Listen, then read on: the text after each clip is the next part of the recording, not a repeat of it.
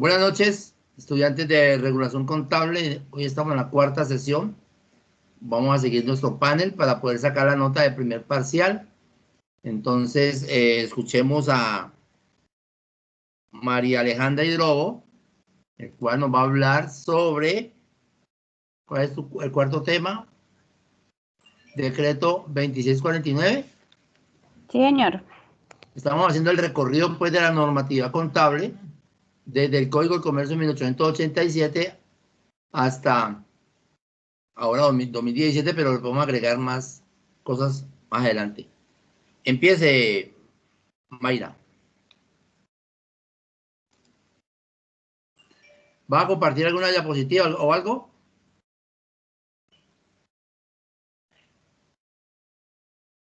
Mayra. Sí, señor, voy a compartir unas diapositivas. Entonces, yo debo compartir. Acuérdense que esta diapositiva las sube al grupo, porfa. Bueno, señor.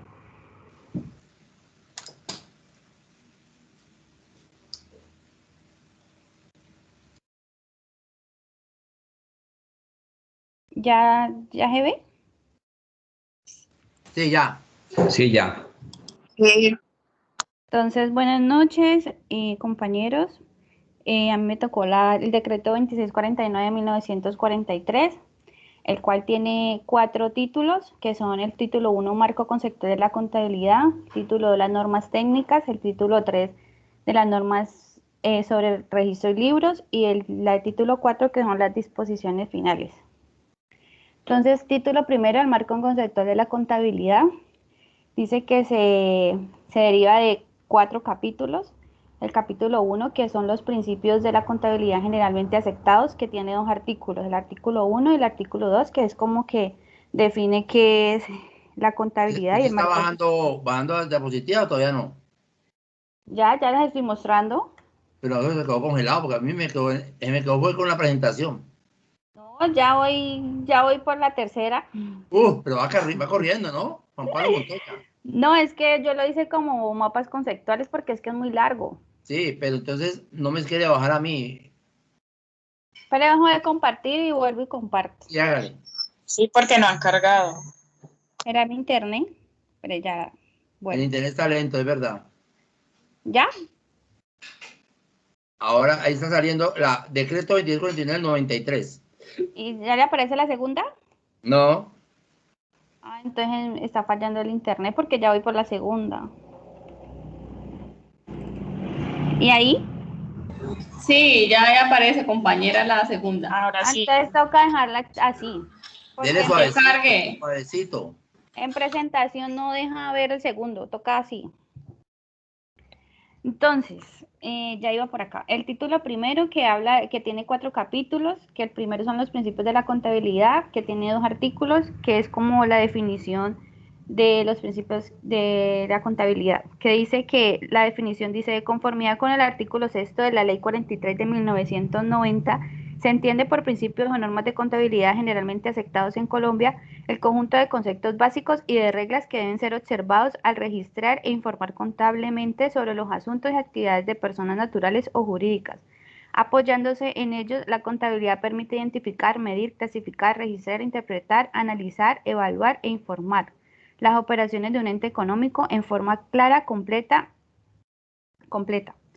El artículo 2, que dice ámbito de aplicación, dice que el presente decreto debe ser aplicado por todas las personas que de acuerdo a la ley estén obligados a llevar una contabilidad.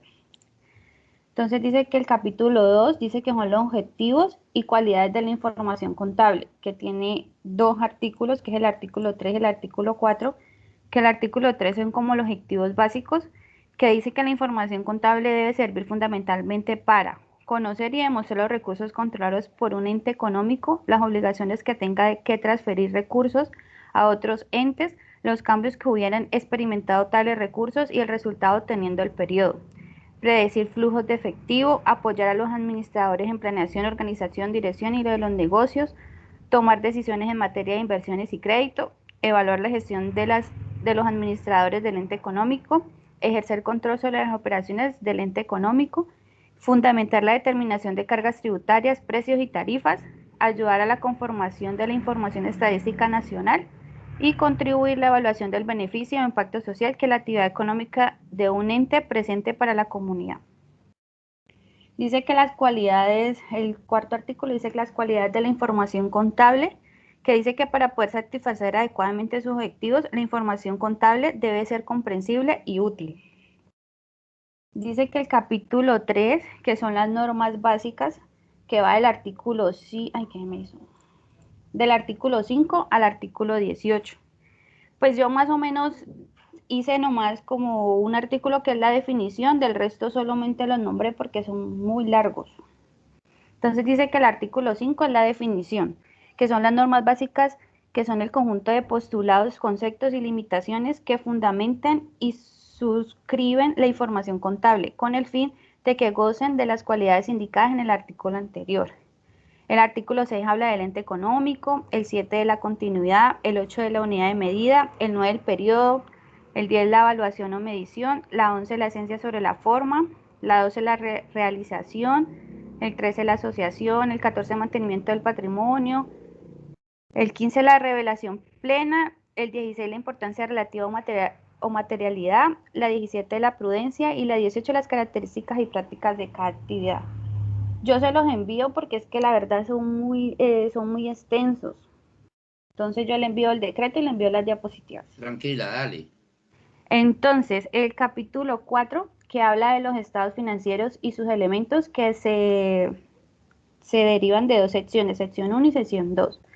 Entonces dice que la sección 1 son los de los Perdón, estados Mayra, financieros. el decreto no Señor. lo mande porque ustedes ya deben de tener el plan único de cuentas en su biblioteca. Bueno, señor. Entonces, no lo manden. Mándense las diapositivas así. Bueno, señor. Entonces dice que la sección 1 de los estados financieros, que es del artículo 19 al artículo 33, que el artículo 19 habla de la importancia, dice que los estados financieros cuya preparación y presentación es responsabilidad de los administradores del ente, son el medio principal para suministrar información contable a quienes no tienen acceso a los registros de un ente económico. Dice que el artículo 20 habla de las clases principales de los estados financieros, que dice que teniendo en cuenta las características de los usuarios a quienes van dirigidos o los objetivos específicos que los originan, los estados financieros se dividen en estados de propósito general y de propósito especial. El artículo 21, que habla de estados financieros de propósito general, dice que son estados financieros de propósito general aquellos que se preparan al cierre de un periodo para ser conocidos por sus usuarios indeterminados. El artículo 22, que habla de los estados financieros básicos, que dice que se derivan de 4, que son estados financieros básicos del balance general, el estado de resultado, el estado de cambios en el patrimonio, el estado de cambios de la situación financiera y el estado de flujo en efectivo. El artículo 23, que habla de los estados financieros consolidados, el 24 habla de los estados financieros de propósito especial. El artículo 25 habla del balance inicial, que dice que al comenzar sus actividades todo ente económico debe elaborar un balance general que permita conocer de manera clara y completa la situación inicial del patrimonio. El artículo 26, los estados financieros de periodos intermedios. El 27, estados de costo. El 28, estado de inventario, que dice que el estado de inventario es aquel que debe elaborarse mediante la comprobación en detalle de la existencia de cada una de las partidas que componen el balance general.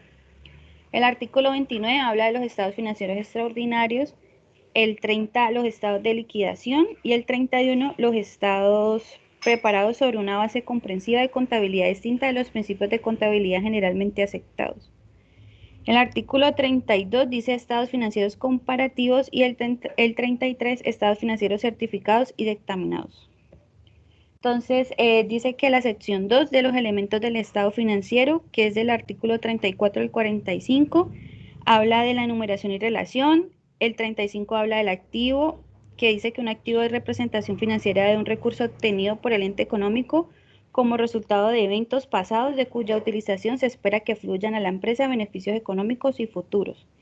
El artículo 36, que habla del pasivo, un pasivo es la representación financiera de una obligación presente del ente económico derivada de eventos pasados, en virtud de la cual se reconoce que el futuro se deberá transferir recursos o proveer servicios a otros entes. El artículo 37 que habla del patrimonio. El patrimonio es el valor residual de los activos del ente económico después de deducir todos sus pasivos. Dice que el artículo 38 son los ingresos, el 39 son los costos, que dice que los costos representan erogaciones y cargos asociados claros y directamente con la adquisición o la producción de bienes o la presentación de servicios de los cuales un ente económico obtuvo sus ingresos. El 40 que habla de gastos, el 41 dice corrección monetaria, el 42 habla de cuentas de orden contingentes, el 43 cuentas de orden fiduciarias, el 44 de cuentas de orden fiscales y el 45 cuentas de orden de control. Ahora seguimos con el título segundo, que son de las normas técnicas que se derivan de 4 o 5, son 5. Se derivan de 5 capítulos. Entonces, capítulo 1, las normas técnicas generales, que va del artículo 46 al 60. Y el artículo 46, que es el propósito, el desarrollo de las normas básicas. Las normas técnicas generales regulan el ciclo contable. El ciclo contable es el proceso que debe surgirse para garantizar que todos los hechos económicos se reconocen y se transmiten correctamente a los usuarios de la información. Entonces, el artículo 47, reconocimiento de los hechos económicos. El 48, contabilidad de causación o por acumulación. El 49, medición del valor histórico. El artículo 50, moneda funcional. El artículo 51 dice que es el uso de la unidad de medida, modificado por el artículo 1, Decreto Nacional 1536 del 2007. Los estados financieros se deben ajustar para conocer el efecto de la inflación aplicando el sistema integral. El artículo 52, provisiones y contingencias. El 53, clasificación. El 54, asignación. El 55, diferidos, que deben contabilizarse como diferidos los ingresos hasta que la obligación correlativa esté total o parcialmente satisfecha, y los gastos hasta que el correspondiente beneficio económico esté total o parcialmente consumido o perdido. Artículo 56, que son los asientos. Con fundamento en comprobantes debidamente soportados, los hechos económicos se deben registrar en libros en idioma castellano por el sistema de partida doble. El artículo 57, que es la verificación de las afirmaciones, que dice que las afirmaciones que se derivan de las normas básicas y las normas técnicas son las siguientes, que son existencia, integridad, valuación y presentación y revelación. El artículo 58, que son los ajustes. El artículo 59 es el tratamiento de información conocida después de la fecha de cierre. Y el artículo 60, que es el cierre contable. Antes de divulgar los estados financieros de fin periodo, deben cerrarse las cuentas de resultado y transferir su saldo neto a la cuenta apropiada del patrimonio.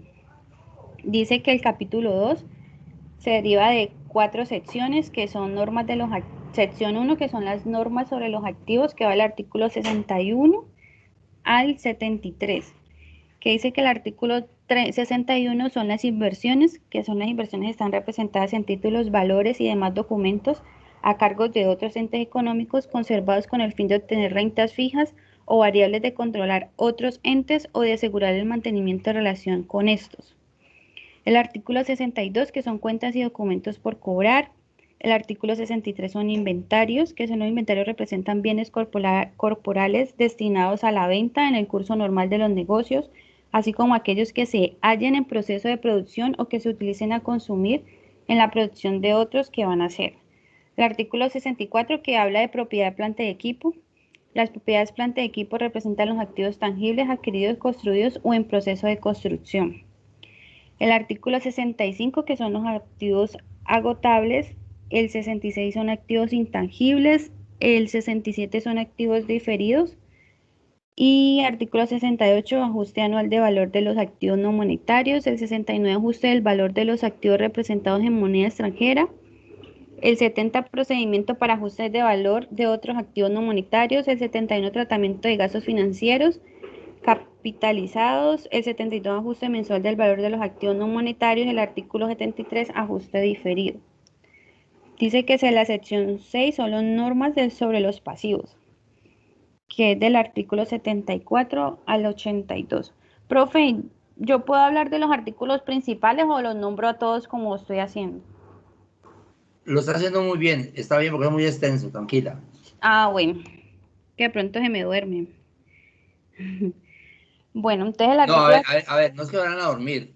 Muchachos, ese decreto pues es el que nos regía antes de las normas internacionales. Yo quiero que ustedes, como futuros contadores, analicen, y me parece me parece excelente el trabajo que hizo Mayra en hacer esas diapositivas, en mirar cómo estaba estructurado nuestro decreto 2649 del 93. Y si se analiza con las normas internacionales, con la NIF, mire que nosotros teníamos un modelo excelente. Ese decreto lo cubría todo. De pronto, ya con las normas internacionales, pues sí, así como para esa 2641 era para Colombia, para que todos los colombianos habláramos el mismo idioma, pues las NIF lo que lo hace ya es a nivel internacional. Pero por eso fue el proceso de la armonización del decreto 2649 con las NIF, porque es que ese decreto está muy bien estructurado. Yo quiero que ustedes, con la exposición que nos está haciendo Mayra, analicen todo lo que cubría el decreto. Y créame que usted está conociendo un poquito de este decreto.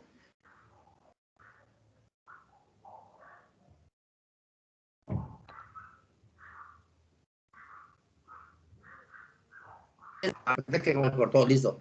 Entonces, muchachos, pónganle cuidado que eso es lo que nos está rigiendo nosotros hasta que salió el decreto 1314 de las normas internacionales. Desde el 1900, ¿qué? ¿Cuándo fue? Empezaron a hacer el estudio? 2009, hasta que ya sacaban el decreto 1314 de la norma internacional. Entonces, miren cómo teníamos nosotros estructurada la contabilidad. Y van a ver que de pronto no hay muchas diferencias. Hubo como una armonización. Siga, Mayra. Listo. Vamos por la sección 2, ¿no? Que son las normas sobre los pasivos, que dice que el artículo 74 son las obligaciones financieras. Las obligaciones financieras corresponden a las cantidades de efectivo recibidas a título de mutuo y se debe registrar por el monto de su principal. Los intereses y otros gastos financieros que no incrementen el principal se deben registrar por separado. Dice que el artículo 75 habla de cuentas y documentos por pagar. Las cuentas y documentos por pagar representan las obligaciones a cargo del ente económico originado en bienes o en servicios recibidos.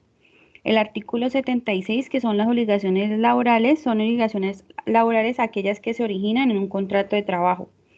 El artículo 67 habla de las pensiones y jubilación, que dice que ha sido modificado por el artículo 1 del Decreto Nacional del 4565 de 2010. Las pensiones de jubilación representan el valor presente de todas las erogaciones futuras que en el ente económico deberá hacer a favor del empleado luego de su retiro. El empleado, sí, luego de su retiro, o empleados retirados o a sus sustitutos, derecho que adquiere de conformidad con normas legales o contractuales por alcanzar una edad y acumular cierto número de años de servicio. El artículo 78, que habla de los impuestos por pagar, que los impuestos por pagar representan obligaciones de transferir al Estado o alguna entidad que lo conforman, cantidades de efectivo que no dan lugar a contraprestaciones directas alguna. El 79, que habla de dividendos, participaciones o excedentes por pagar. El 81 habla de contingencias de pérdidas y el 82 habla de ajustes del valor de los pasivos.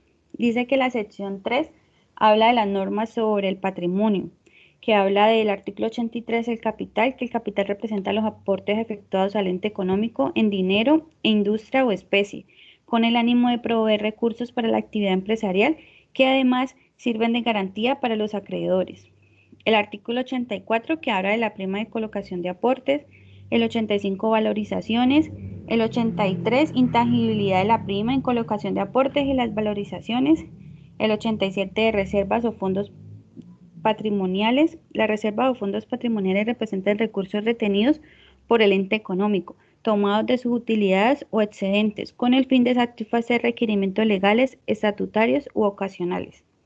El 88 habla de aportes propios requeridos o amortizados. El 89, dividendos, participaciones o excedentes decretados en especie. El 90, revalorización del patrimonio. El 91, variaciones del patrimonio, que dice que todas las variaciones del patrimonio, tales como las ocasionadas por aumentos de capital, distribución de utilidades o excedentes, o amortización de aportes propios, colocación de los aportes propios requeridos y movimiento de reservas o fondos patrimoniales deben cumplir con las formalidades legales establecidas, registrarse en un periodo en que ocurre y en las cuentas apropiadas. Dice que el 92 habla de ajuste anual del patrimonio, el 93 ajuste del patrimonio que ha sufrido aumentos o disminuciones en el año, el 94 ajuste mensual del patrimonio y el 95 valores a excluir del patrimonio. La sección 4 que dice que son normas sobre las cuentas de resultado, que va del artículo 96 al 109, dice que el artículo 96 es el reconocimiento de ingresos y gastos. En cumplimiento de las normas de realización y asociación de asignación, los ingresos y los gastos se deben reconocer de tal manera que se logre el adecuado registro de las operaciones en la cuenta apropiada, por el monto correcto y en el periodo correspondiente para obtener el justo cómputo del resultado neto del periodo. El artículo 97 dice realización del ingreso, el 98 reconocimiento de ingresos por la venta de bienes, que dice que para que pueda reconocer en las cuentas de resultados un ingreso generado por la venta de bienes se requiere que la venta constituya una operación de intercambio definitivo, el vendedor haya transferido al comprador los riesgos y beneficios esencialmente identificados con la propiedad y posesión del bien y no tenga facultades de administración o restricción del uso o aprovechamiento del mismo. No existe incertidumbre sobre el valor de la contraprestación originada en la venta y que se conozca y se registre el costo que ha de implicar la venta del vendedor. Se constituye una adecuada provisión para las probables devoluciones de mercancías o reclamos de garantías con base del pronóstico definido y razonables. El artículo 99 nos habla del reconocimiento de ingresos por la prestación de servicios. Dice que para que pueda reconocerse en las cuentas de resultados un ingreso generado por la prestación de un servicio, se requiere que el servicio se haya prestado en forma cabal o satisfactoria. No exista incertidumbre sobre el monto que se ha de recibir por la prestación del servicio y se reconozcan los costos que ha de ocasionar dicha prestación. En caso de contratos a largo plazo, se constituyan provisiones para pérdidas futuras previstas tanto como sean determinadas. El artículo 100 habla del reconocimiento de otros ingresos, que dice que los intereses, las regalías, dividendos y otras rentas semejantes se reconocen en las cuentas de resultado cuando no existe incertidumbre sobre su cuantía y cobrabilidad, de acuerdo con las siguientes reglas, que son los intereses, regalías y dividendos. El artículo 101, que son las acciones en pago, las 102 son diferencias en cambio, el 103 son devoluciones, rebajas y descuentos, el 104 son gastos financieros, el 105 son reconocimientos de la extinción o pérdida de utilidad futura, 106 reconocimiento de errores de ejercicios anteriores, el 107 es ajuste anual de ingresos y gastos, el 108 es ajuste mensual de ingresos y gastos y el artículo 109 es la utilidad de pérdida por la exposición a la inflación, que dice que las partidas contabilizadas como crédito en la cuenta de corrección monetaria menos los débitos registrados en dicha cuenta constituyen la utilidad excedente o pérdida por exposición a la inflación, para efecto de la determinación de la utilidad o excedente del respectivo periodo. Dice que la sección... yo no puse el... Espérate. Me faltó colocar una sección acá. Bueno, la sección 5, que habla de las normas sobre las cuentas de orden, que es el capítulo 110.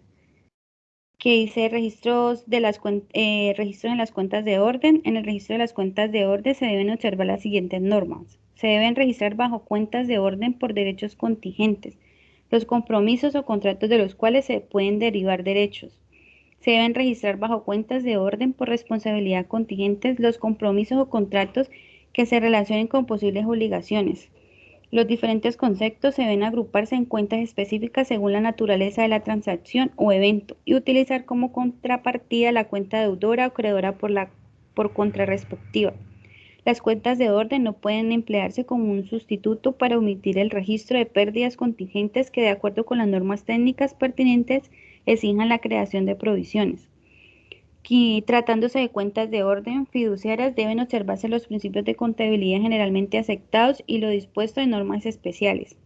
Y al finalizar cada periodo, cada mes, según el caso, para reconocer el efecto de la inflación, se deben ajustar las cuentas de orden no monetarias, afectando la respectiva cuenta de orden por contra.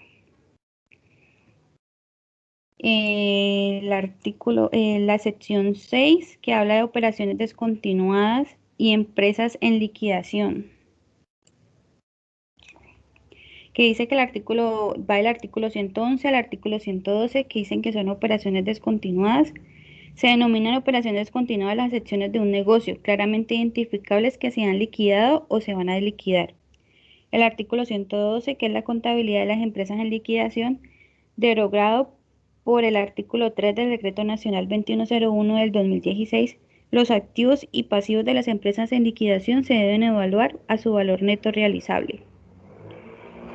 Capítulo 3, que son las normas técnicas sobre revelaciones, que va del artículo 113 al artículo 122, que dice que el ámbito de aplicación, las reglas contenidas en este capítulo son aplicables respecto de los estados financieros de propósito general, deben observarse para preparar y presentar otros estados siempre que fueran apropiadas.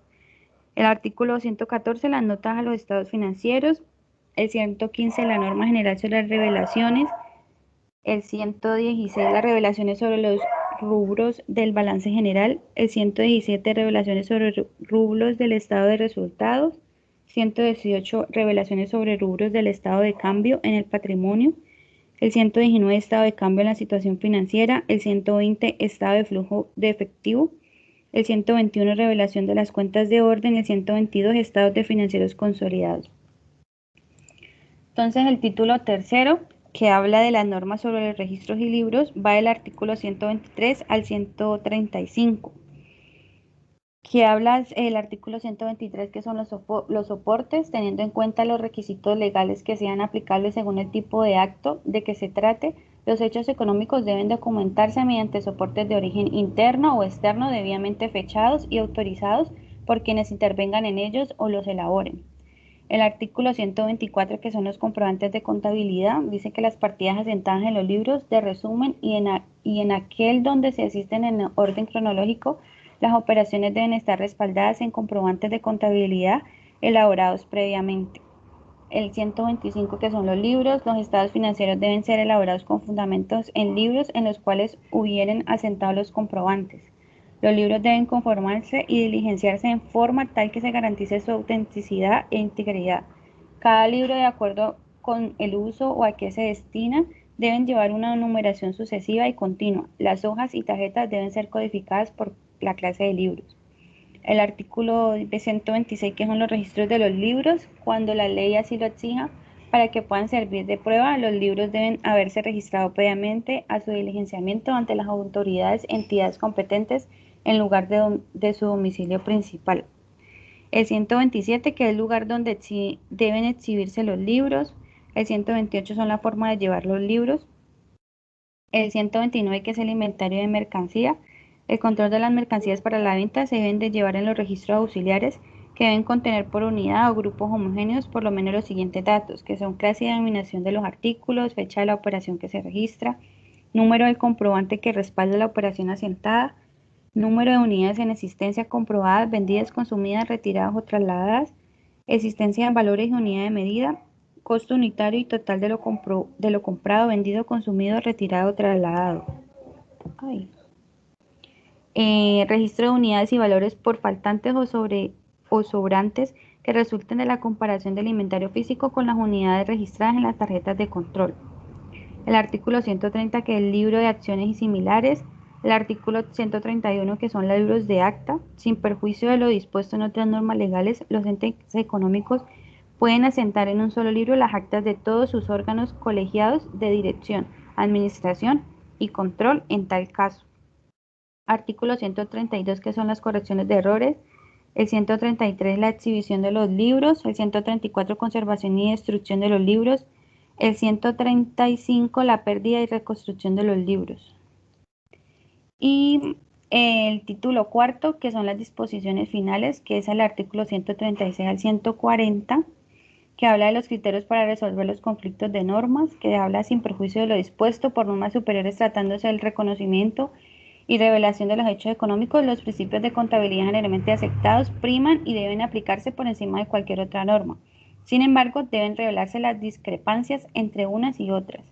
El artículo 134, que es el ejercicio de las facultades reguladoras en materia de contabilidad, Dice que salvo lo dispuesto en las normas superiores, el ejercicio de facultades en virtud de las cuales otras autoridades distintas del presidente de la República pueden dictar normas especiales para regular la contabilidad de ciertos entes. Este es subordinado a las disposiciones contenidas en el título primero y en el capítulo 1 del título segundo de este decreto. El artículo 138, que es el Consejo Permanente para la Evaluación de las Normas sobre la Contabilidad, en desarrollo del principio consagrado de la Constitución Política, conforme al cual el Estado debe facilitar la participación de todos en las decisiones que los afectan. Créase un Consejo Permanente para la Evaluación de las Normas sobre la Contabilidad, adscrito en el Ministerio de Desarrollo Económico, el cual funcionará con el propósito principal de proponer a través de sus conclusiones porque las normas legales sobre la contabilidad redunden en información neutral con fidelidad representativa adecuada a las características y prácticas de las diferentes actividades económicas. El artículo 139, que es la derogatoria, este decreto deroga integralmente los decretos 2160 del 1986, 1798 de 1990 y el 2912 de 1991, así como las disposiciones que los modifican o complementan, y todas aquellas normas que los sean contrarias. El artículo 140, pues, es el decreto que rige a partir del 1 de enero de 1994. Y listo. Muchas gracias. Muy bien, Mayra. Excelente exposición. Espero que comparta esa diapositiva al grupo. Muchachos, ahí está lo que teníamos desde 1993 y mire que derogó. Eso empezó a regir a partir del 1 de enero de 1994 hasta 2002 o 2015.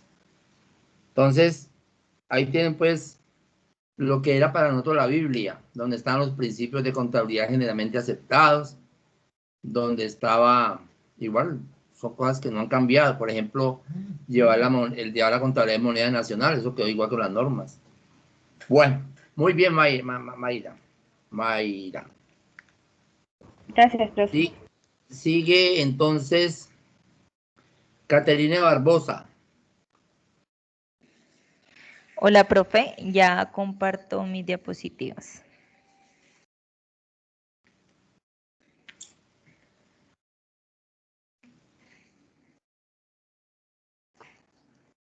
¿Ahí ya la están viendo? Sí. Bueno, a mí me tocó la ley 222 de 1995. Nos dice que esta ley fue a partir del 20 de diciembre de 1995, por la cual se modifica el libro segundo del Código de Comercio, se expide un nuevo régimen de procesos concursales y se dictan otras disposiciones. En el título 1, el régimen de sociedades, en el capítulo 1, artículo 1, nos habla de la sociedad comercial. Nos dice que se tendrá como sociedad comercial para todos los efectos legales las sociedades que se formen para la ejecución de actos o empresas mercantiles. Si la empresa social comprende actos mercantiles y actos que no tengan la calidad, la sociedad será comercial. Las sociedades que no contemplen un objeto social, actos mercantiles, serán civiles. En el artículo 2 nos habla de la capacidad de los socios. Nos dice que modifica el artículo 3, el artículo 103. Dice que los incapaces no podrán ser socios de sociedades colectivas ni gestores de sociedades en comandita. En los demás casos podrán ser socios siempre que actúen en conducto de sus representantes o con su autorización según sea el caso. En el capítulo 2 nos habla de incisión. Nos dice qué es la incisión. La incisión es una reforma estatutaria por la cual se traspasa parte de sus activos y o pasivos en bloque a una o varias sociedades ya constituidas. El artículo 3 nos habla de las modalidades. Entonces nos dice que habrá incisión cuando 1, pues una sociedad sin disolverse transfiere en bloque una o varias sociedades existentes o se destina a la creación de una o varias sociedades. Otra modalidad es cuando una sociedad se disuelve sin liquidarse, dividiendo su patrimonio en 2 o más partes, para que transfiera a varias sociedades existentes o se destine en la creación de nuevas sociedades. Nos dice que la sociedad o sociedades destinatarias de las transferencias resultantes de la incisión se denominarán sociedades beneficiarias. Un momento. El artículo 4 nos habla del proyecto de incisión. Nos dice que el proyecto de incisión deberá ser aprobado por la Junta de Socios o Asamblea General de Accionistas de la sociedad en que se incide. Cuando el proceso de incisión participe en sociedades beneficiarias ya existentes, se requerirá además la aprobación de la Asamblea o Junta de cada una de ellas. La decisión respectiva se adoptará con la mayoría prevista en la ley o en los estatutos para las reformas estatutarias. El capítulo 2 nos habla del derecho de retiro. Nos dice que cuando la transformación, fusión o escisión impongan a los socios una mayor responsabilidad o impliquen una desmejora de sus derechos patrimoniales, los socios ausentes o disidentes tendrán derecho a retirarse de la sociedad. En las sociedades por acciones también procederá el ejercicio de este derecho en los casos de cancelación voluntaria de la inscripción en el Registro Nacional de Valores o en la Bolsa de Valores. En el capítulo 4, en la sección 1, nos habla de los órganos sociales, la asamblea o junta de socios. En el artículo 18 nos dice la representación de los socios. Dice que el artículo 184 del Código de Comercio quedará así. Todo socio podrá hacerse representar en las reuniones de la Junta de Socios o asambleas mediante poder otorgado por escrito en el que se indique el nombre del apoderado, la persona en quien esté puede sustituirlo y si es el caso la fecha o época de la reunión o reuniones para las que se confiere y los demás requisitos que se señalen en los estatutos. Ahí quiero hacer un stop porque depende también de los estatutos. Por ejemplo, en la empresa que yo trabajo son varios socios y ellos pueden otorgarle a una persona familiar, pueden otorgarle un derecho, un poder amplio y suficiente para que lo represente, pero pues los puede representar en el sentido pues de que pueden ir, pueden reclamar los dineros, firmar los comprobantes, pero ya en la asamblea directamente como socio solamente puede asistir el socio. A la asamblea solo puede asistir el socio, no puede ir ningún apoderado ni nada. Entonces aquí es según los estatutos de cada organización, ¿no? En el artículo 19 dice que es las reuniones no presenciales. Dice que ello se puede probar, siempre que ello se pueda probar, habrá reunión de la Junta de Socios, de Asamblea General de Accionistas o de Junta Directiva cuando por cualquier motivo todos los socios o miembros puedan deliberar y decidir por comunicación simultánea o sucesiva. En este último caso, la sucesión de comunicación deberá ocurrir de manera inmediata de acuerdo con el medio empleado. El artículo 20 nos dice otros mecanismos para la toma de decisiones.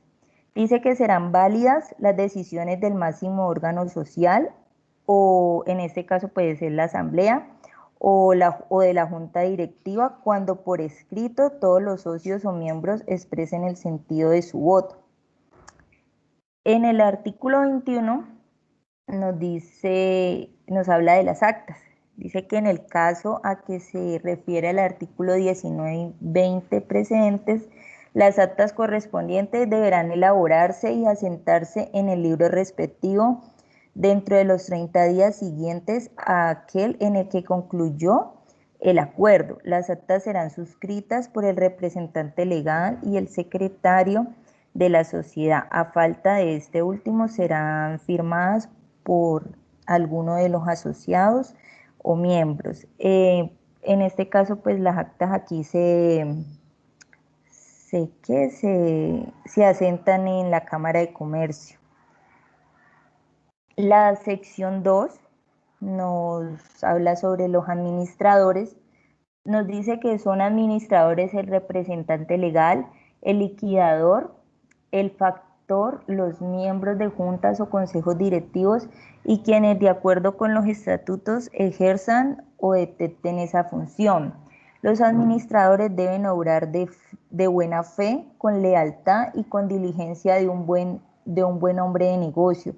Sus actuaciones se cumplirán en interés de la sociedad teniendo en cuenta los intereses de sus asociados.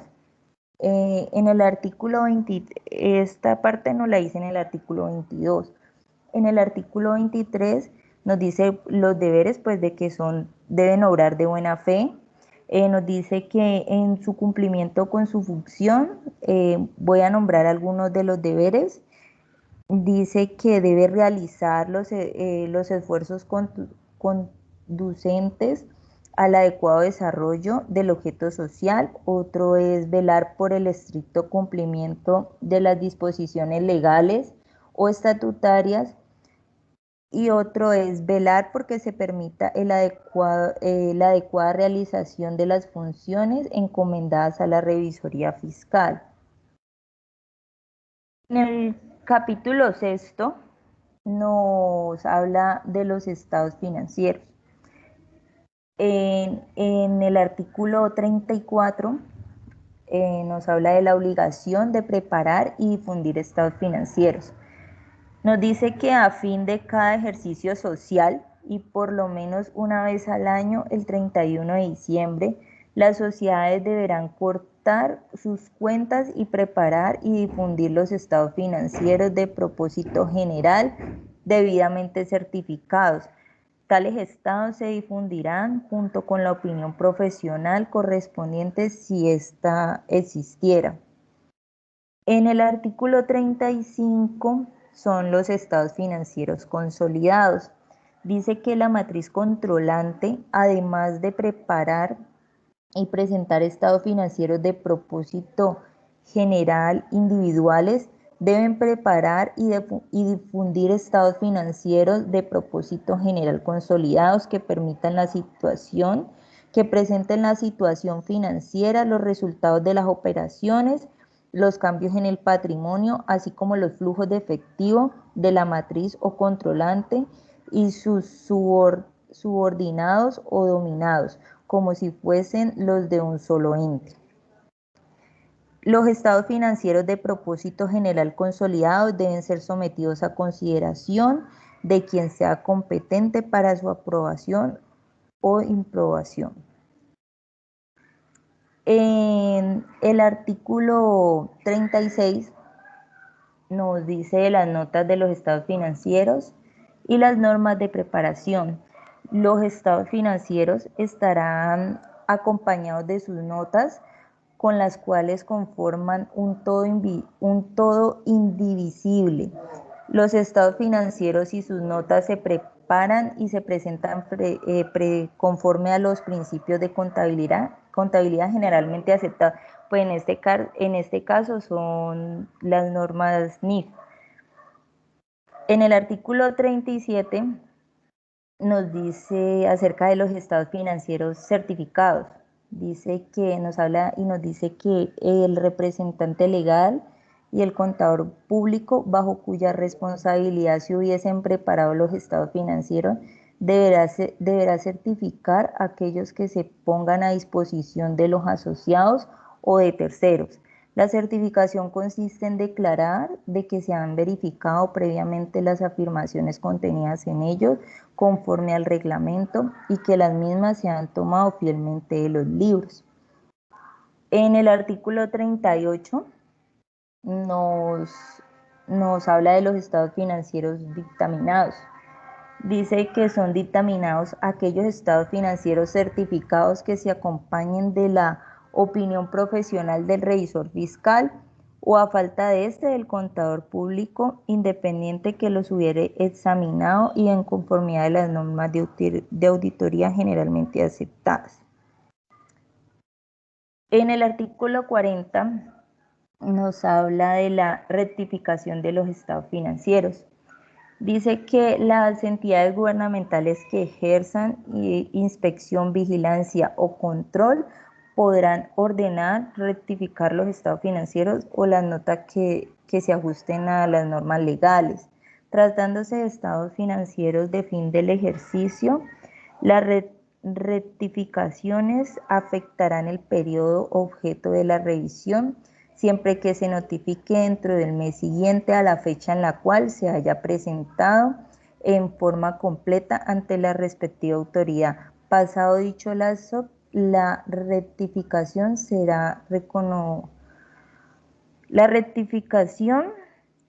reconocerá en el ejercicio del curso. Y en el artículo 41 nos habla de la publicidad de los estados financieros. Nos dice que dentro del mes siguiente a la fecha en la cual sean aprobados, ya sea por la asamblea, en este caso que es por la asamblea, se depositará copia de los estados financieros de propósito general junto con sus notas y el dictamen correspondiente si lo hubiere en la Cámara de Comercio. Deme un momentico. En la Cámara de Comercio del domicilio social. Esta expedirá copia de tales documentos a quien lo solicite y paguen el costo correspondiente. Bueno, y esa es toda mi exposición. Muchas gracias. Muchas gracias a usted, Caterina Barbosa. Muchachos, tengan en cuenta también esa ley 222, que es un complemento del Código del Comercio, ¿no? Hay unas pautas muy interesantes acerca de las sociedades y también hay una combinación junto con el decreto 2649. Entonces, ahí también nos vamos como estructurando en la parte de regulación, ¿no? En la parte de normas. Muy bien. Excelente, Caterine. Sigue Marlene Lizar Bornoz con la ley, ¿con la qué? Con la ley La ley 0550 del 99. No, profe. ¿Cómo que no? Ah, y la 550 de 1999. ¿No? Es la 550 de 1999. Esa, sí, 05, sí, está bien, esa es. Ah, bueno. Voy a compartir, me dice si está bien.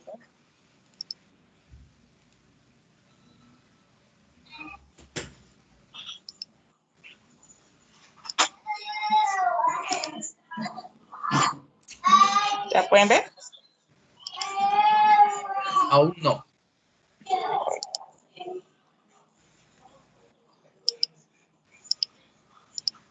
¿Ahora? ¿Qué? Ahí como que ya, ahora sí. Ahora sí. Bueno, buenas noches, mi nombre es Marlene Albornoz. Voy a hablarles sobre la ley 550 de 1999. Esta ley habla sobre la intervención económica en la cual se anuncian los acuerdos de reestructuración empresarial. Algunos de los objetivos de esta ley son restaurar la capacidad de pago de la entidad para que pueda cumplir plenamente con sus obligaciones, buscar la misma estructura de gestión financiera y contable óptima después de la reorganización, dar a conocer por qué la empresa y sus trabajadores llegaron a acuerdos sobre condiciones especiales y temporales en materia laboral para promover su reactivación y viabilidad, facilitar la garantía y pago de pasivos pensionales a entidades territoriales. ¿Qué es un acuerdo de reestructuración? Es un mecanismo de carácter universal y colectivo mediante el cual se busca que los acreedores internos y externos de la empresa en reestructuración celebre un acuerdo o convención de carácter eminentemente privado que gobierne frente a los mismos las condiciones, forma o plazos en los cuales se atenderán las obligaciones que se causen durante la vigencia del acuerdo. Su objetivo es corregir las deficiencias que la empresa presente en su capacidad de operación y definir las formas y condiciones en que se pagarán las obligaciones a su cargo. En los requisitos para poderse acoger a este acuerdo, según lo indica el artículo 6 de la Ley 550, el incumplimiento en el pago por más de 90 días de 2 o más obligaciones. La existencia de por lo menos 2 demandas ejecutivas para el pago de obligaciones. ¿Cuáles son las características del acuerdo? Se aplica a todas las empresas realizadas por cualquier clase de persona jurídica de carácter privado o público. La negociación de un acuerdo puede ser promovida por las superintendencias o solicitada por el empresario o por uno o varios acreedores. El acuerdo de reestructuración deberá celebrarse dentro de los 4 meses siguientes a la fecha en que queden definidos los derechos de voto. Si no se celebra en este plazo o si fracasa la negociación, se dará traslado a la autoridad competente para que inicie de oficio el proceso concursal de liquidación obligatoria. Una vez celebrado este acuerdo y que se presente el incumplimiento de este o el pago de las acreencias o circunstancias que impidan su ejecución, el acuerdo termina y se traslada a la autoridad competente para que inicie el proceso de liquidación o procedimiento de intervención que corresponda. Muchas gracias. Muy bien, Marlene. Por favor, los que están exponiendo, suban todas las diapositivas al grupo, al grupo de WhatsApp. Esa exposición está muy interesante, muy buena. Interesante la ley 550, ¿no? Cuando había una ley de insolvencia, no se podía pagar. Inclusive el municipio de Palmira estuvo en ley 550. No sé si todavía estará. Donde se decía, vea, espérenme, los acreedores, estoy en ley 550, entonces hay unos beneficios para darle espera, para que se reestructure, etcétera, etcétera, etcétera. Entonces, el día de mañana usted también de pronto le va a decir, bueno, no tenemos insolvencia económica, vamos a fijarnos en la ley 550 de qué nos va a hablar. Entonces, a ustedes como estudiantes de contaduría, todas esas diapositivas, todos esos materiales de todas las asignaturas, vaya armando su Bademeco. Bueno, la ventaja que también ya puede ser virtual. Cuando yo estudiaba en la Universidad del Valle, créame que yo, cartapacho de fotocopias que me tocaba sacar, todas las archivaba. Eso se llama un Bademeco. Usted vaya armando su Bademeco, ¿listo? Muy bien. Sigue entonces Eliana María Mosquera con la ley 1314 de 2009. Tema interesante, ¿no? No. ¿No? ¿Por qué no? Ya usted tocó No, actualizarnos, entonces, hágale. ¿Diapositivas tiene? sí, profe, pero pues voy a ver si puedo compartirlas. Si no, yo la envío por WhatsApp para que usted me las comparta, me haga el Usted favor. puede, ¿y por qué no va a poder? ¿Tiene una giga de navegación Porque o es que qué? lo intenté la clase pasada que también me tocó exponer y ojo, no funcionó. No, hágale, busque el televisorcito al lado del micrófono, lo hunde y ya, chao. Habla el archivo, sí. Ah, claro. Sí, es que el internet está lento, me he desconectado como 4 veces. Sí, eso vi. Paquetigo.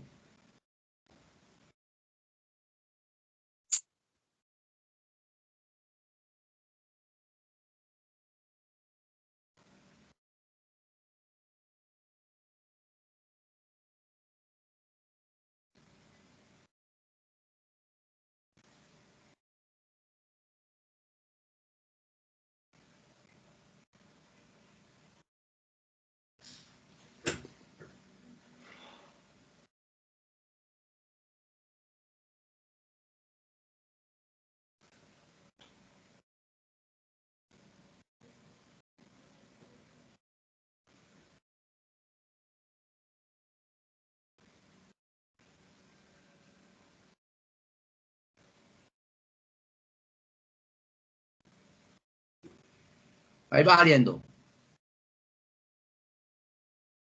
Ah, no, ese es de... Sí, de la universidad, no.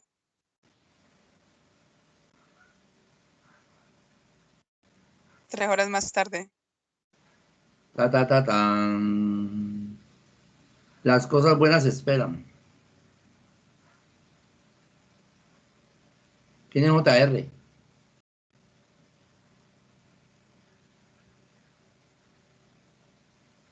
A ver, ¿JR va a compartir algo?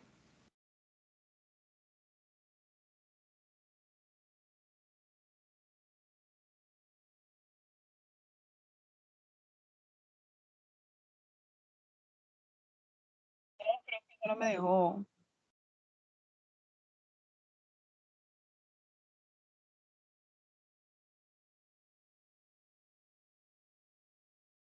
Vaya, hágame un favor, mándela al WhatsApp, yo la mando, yo la bajo, la bajo al correo y yo la comparto, usted me va diciendo. Le envío el correo, le envío por el grupo de WhatsApp. Al grupo de WhatsApp. Ah, tiene mi correo, pues directamente mi correo. ¿Qué es más fácil? WhatsApp. Hágale pues. Hágale pues. Entonces, mientras ya hace eso, entonces vamos con direccionamiento estratégico 2011. ¿Lo encontraron? Alejandro. Bueno, profe, buenas noches. Pues habíamos quedado en que yo decía pues lo que había entendido de direccionamiento estratégico, pero yo tengo las posiciones sobre la ley 145 de 1960. Ok, hágale pues. Es interesante esa ley, ¿no? Sí, esa es la que sigue, indagué mejor, o sea, la que encontré más factible. Esa es la que legaliza la profesión. Hágale pues. Listo, entonces, primero, Hable un poquitico de direccionamiento y después me dice el resto. listo. Entonces, ¿qué es el direccionamiento estratégico? El direccionamiento estratégico se define como la formulación de las finalidades y propósitos de una organización o proyecto, donde se consignan los objetivos definidos para un largo plazo que apuntan a la perdurabilidad, sostenibilidad y crecimiento de la misma, que sirve de macro referencial para los objetivos y lineamientos consagrados en el plan estratégico.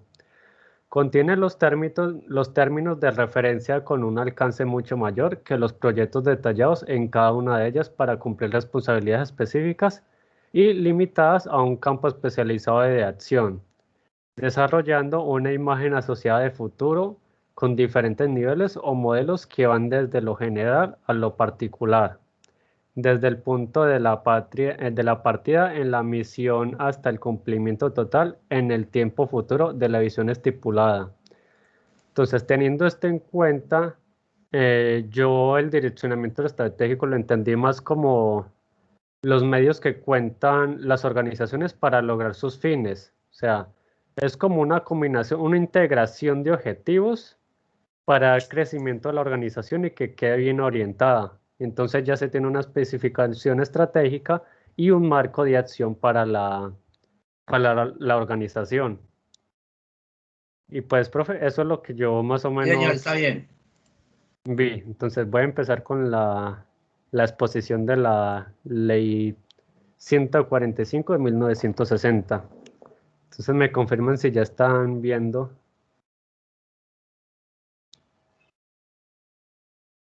Entonces ya se ve. Sí. Listo. Entonces, ¿qué es la ley 145 de 1960? La ley 145 es reglamentado parcialmente por el decreto 768 de 1978, adicionado por la ley 43 de 1990, por la cual se reglamenta el ejercicio de la profesión de contador público. Entonces, en esta ley nos explican más que todo o sea, la profesión del contador, o sea, que no se deben hacer en unos artículos nos dicen, o sea, cómo no llegar a ser contador, por decirlo de una manera, o sea, lo que no se puede hacer, cómo también podemos ya, o sea, cómo nos certifica ser contadores, Y ese tipo de artículos, todo lo tiene esa ley. Entonces, artículo 1. Se entenderá por contador público la persona natural que mediante la inscripción que se acredita su competencia profesional queda facultada para dar fe pública de determinados actos, así como para desempeñar ciertos cargos en los términos de la presente ley. La teneduría de libros podrá ejercerse libremente. Entonces, aquí ya nos está diciendo que tenemos que ejercer fe pública como tal, principalmente. Entonces, artículo 5. Yo puse en la ley los artículos que más resaltan. Todos resaltan y todos son importantes, pero pues para no alargar tanto la exposición. Entonces, artículo número 5.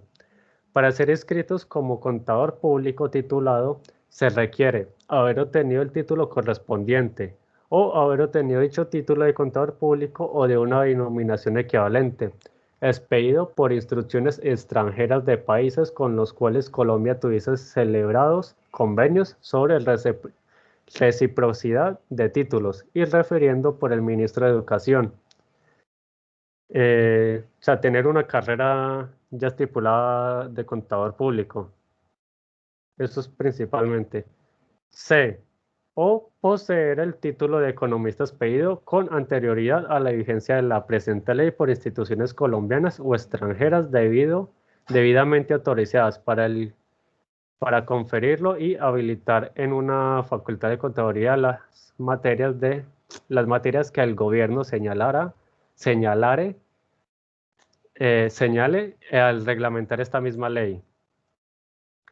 Entonces, en este mismo artículo, en el parágrafo, además de las condiciones señaladas en los literales del presente artículo, el interesado deberá acreditar experiencia en actividades técnicos contables no inferior a 1 año y adquirida en forma simultánea con los estudios universitarios o posteriormente a ellos.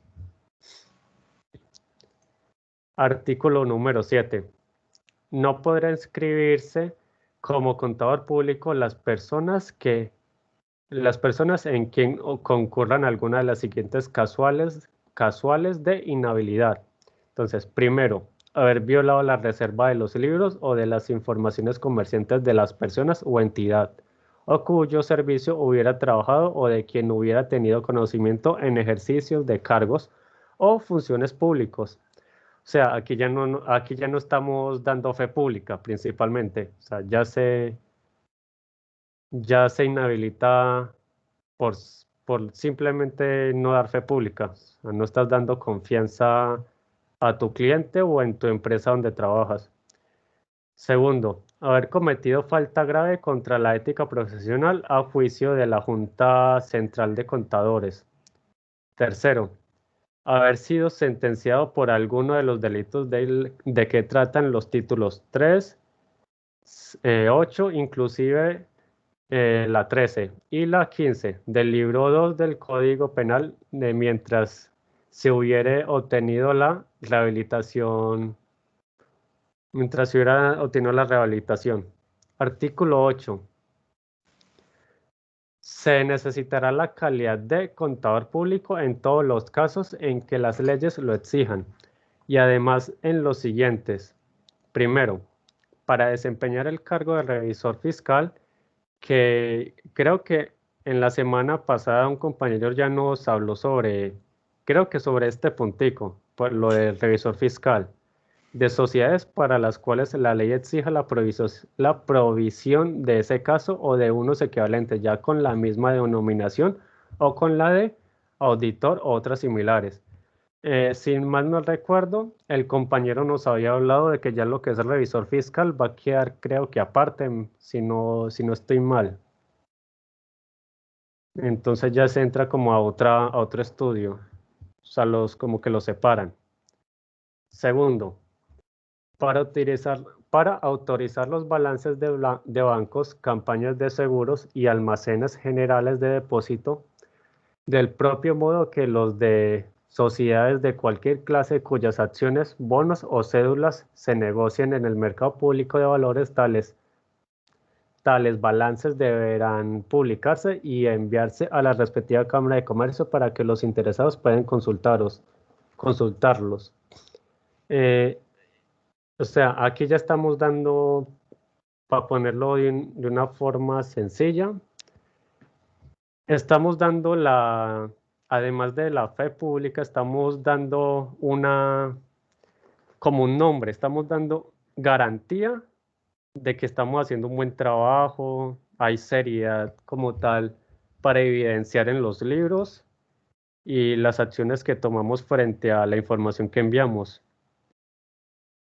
Entonces, tercero, para autorizar los balances que deberán publicarse como anexos a los prospectos de emisión de acciones o de bonos de sociedades comerciales destinados a ofrecerse al público para suscripción cuando se trate de sociedad cuyas acciones no se negocien en bolsa pública de valores. Cuarto, para actuar como perito, en controversias de carácter técnico-contable, especialmente en diligencias sobre exhibiciones de libros, juicios de redención de cuentas y avalúo de intangibles patrimoniales. Quinto, para certificar la parte contable de informes o conceptos que rindan inspectores o reconocedores de averías y ajustadores de siniestros de seguros, cuando el valor de la avería o del siniestro sea o exceda 300,000 pesos. Sexto, para certificar estados de cuenta o balances que presenten liquidadores de sociedades comerciales o civiles cuyo capital sea o exenta de 300,000 pesos. Séptimo, para revisar y autorizar balances destinados a actos de transformación y función de sociedades de capitales. 300,000 pesos, más tales balances deberán insertarse en el acto notarial correspondiente. Octavo, para certificar y autorizar estados de cuentas y balances producidos por síndicos de quiebras y concursos de acreedores. Noveno, para certificar balances y estados de cuentas de empresas y establecimientos públicos descentralizados, así como de instrucciones de utilidad común. Entonces, la ley 145 como tal nos está dando un formulario, o sea, nos está dando todos los pasos de los cuales un contador debe ejercer para no tener fallas y siempre ejercer todo legalmente en sus libros o en su empresa como lo vaya, o sea, en donde esté su cargo. Entonces ya más o menos esa es la ley 145. Muy bien, excelente la exposición. Comparta esas diapositivas en el grupo, porfa. Listo, profe. Bueno, ahora sí está lista, Caterine, Eliana. Eliana. Sí, profe, ya puedo compartir la pantalla. Bueno, yo, usted. Yo. Bueno, hágale, pues yo ya tengo lista, hágale pues usted. Pude.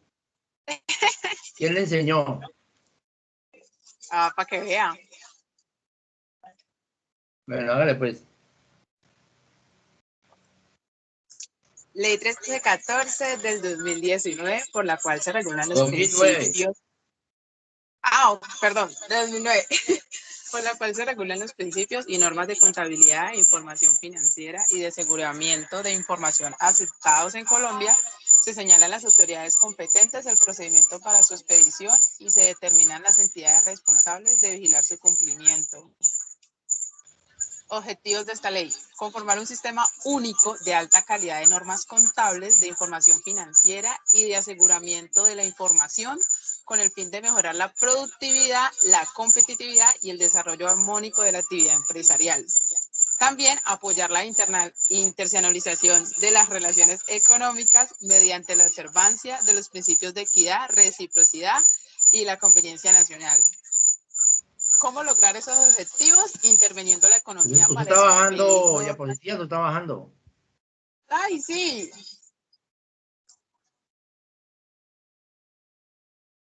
Ahora sí. Ahora sí. ¿Voy cómo lograrlas? ¿Cómo lograr los objetivos de la ley?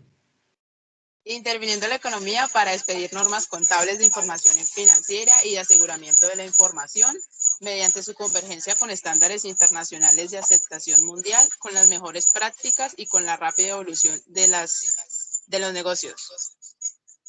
Los objetivos de apoyo a la internalización de la economía es atraer inversión extranjera. ¿Cómo? Mejorando la transparencia, la comparabilidad y la confiabilidad de la información financiera, disminuyendo los costos de los procesos de emisión de títulos representativos de capital y endeudamiento, y facilitando el acceso de las empresas a los mercados de capitales del mundo. Yo hice como un DOFA más o menos de la ley 1314 del 2009, donde digo que las debilidades son reportar y registrar bajo múltiples marcos contables durante la transacción, excesivos costos para una planificación y administración no efectiva del proyecto, en oportunidades, mejorar la productividad y competitividad de las empresas colombianas, reducir costos para las empresas colombianas con operaciones en el exterior, permitir a los inversionistas nacionales o extranjeros desarrollar sus propuestas de inversión y adaptar sus decisiones de manera informada. Fortalezas: atracción de inversión financiera, reduce el costo de la transferencia de las utilidades y la separación de lo contable con lo fiscal. Amenazas: que otros profesionales preparen estados financieros y que no se incluyó en el marco normativo de la revisoría fiscal. ¿Qué son las NIF? Las normas internacionales de información financiera, IFRS, por sus siglas en inglés, son el conjunto de normas estándares internacionales de contabilidad promulgadas por la IASB, que establecen los requisitos de reconocimiento, medición, presentación e información a revelar sobre las transacciones y hechos económicos que afectan a una empresa y que se reflejan en los estados financieros. Y en el mundo actual está cambiando constantemente, el entorno nunca es el mismo. Las empresas y todo el mundo busca la evolución continuamente, por eso estas NIF buscan un punto en común, una homologación y consistencia en los temas. ¿Qué beneficios tienen? La adoptación de las NIF ofrece una oportunidad para mejorar la función financiera a través de una mayor consistencia en las políticas contables, obteniendo beneficios potenciales de mayor transparencia e incremento en la comparabilidad y mejora en la eficiencia. Entre otros podemos destacar acceso a mercados de capital, información consistente y comparable, mismo lenguaje contable y financiero, simplificar la preparación de los estados financieros, modernización de la información financiera, gerencia en la toma de decisiones, herramienta para la alta, reducción de costos y transparencia en las cifras de los estados financieros. ¿Por qué son importantes las NIF en Colombia? En julio del 2009, el Gobierno Nacional encargó al Consejo Técnico de la Contaduría Pública para el proceso de normalización técnica de las normas en Colombia y por ello emitió el documento Direccionamiento Estratégico, el cual busca el desarrollo efectivo del proceso de convergencia y ha orientado el mercado para que las empresas colombianas se clasifiquen en alguno de los 3 grupos que vamos a describir. En diciembre del 2012, el ministro de Comercio, Industria y Turismo expidió los decretos 2784 y 2706, con los cuales se adoptan oficialmente los estándares internacionales de la contabilidad NIF para las entidades que conformarían el grupo 1 y 3. Para el caso de las compañías que conforman el grupo 2, se emitió el decreto 3022 de 2013 para las pymes. NIF para pequeñas y medianas empresas. En ese mismo año, la IASB publicó la versión de las normas internacionales de información financiera para las pequeñas y medianas empresas. Dice que las NIF para pymes son una versión simplificada de las NIF compuestas por 35 sesiones donde tratan los temas enfocados en las pymes. Las 5 características de esta simplificación son: algunos temas en las NIF totales son omitidos ya que no son relevantes para las pymes típicas, simplificación de muchos principios de reconocimiento y medición de aquellos que están en las NIF totales, sustancialmente menos revelaciones, simplificación de exposiciones de motivos con los demás cambios, y algunas alternativas a políticas contables en las NIF totales no son permitidas, ya que una metodología simple está disponible para las pymes. Los estados financieros bajo las normas NIF. Cambió el nombre del estado de situación patrimonial, que antes se llamaba balance general.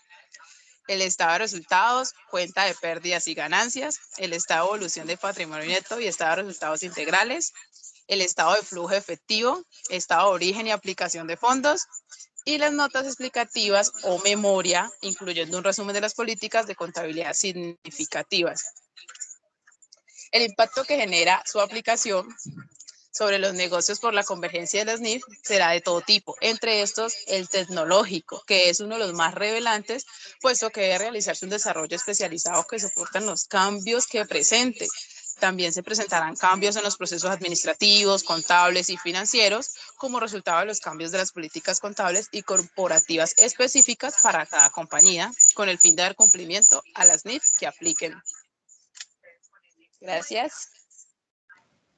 Bien, Liana, excelente. Muchachos, esas diapositivas, les cuento que son un tesoro, ¿oyeron? Porque eso es lo nuevo, eso es lo que estamos viviendo hoy día.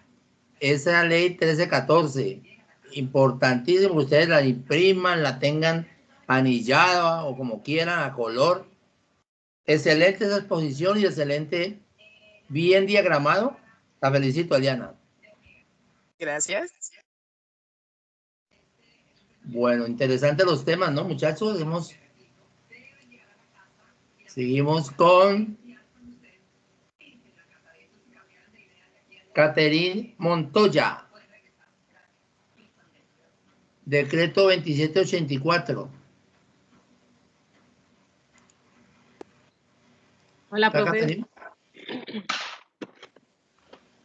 Hola, hola. Hola. ¿Cómo está?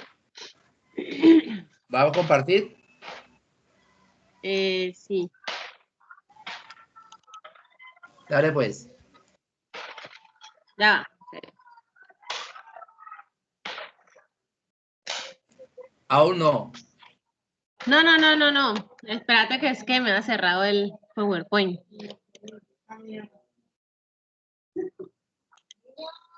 Está abriendo.